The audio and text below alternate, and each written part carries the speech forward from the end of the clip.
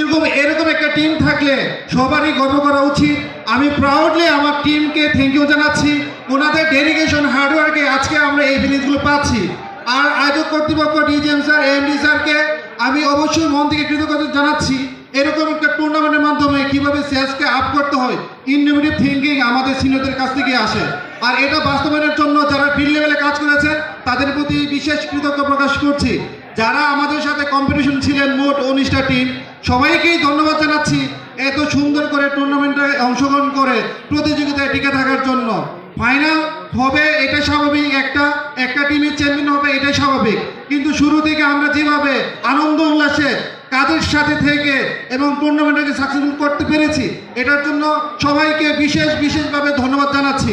আগামীতে এরকম টুর্নামেন্ট বজায় থাকুক, আগামীতেও যাতে আমরা আবার এরকম চ্যাম্পিয়ন ফিনিশ নিতে পারি।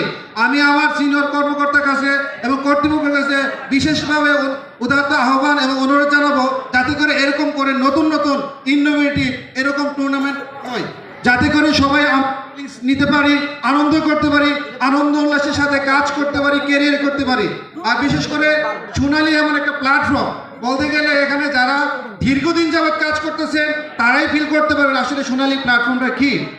অ্যাকচুয়ালি 2021 সালে 26শে মার্চ যখন থেকে আমি বুঝতে পারছি সোনালী, ওই দিন থেকে আমি আসলে এই সোনালী ছাড়া আর কোনো কিছুই জানি না। কারণ আমি জানি, কারণ আমার ওয়াইফের ঝগড়া হয়, আমি বলতাম সোনালী আমার ফার্স্ট ওয়াইফ, তুমি আমার সেকেন্ড ওয়াইফ।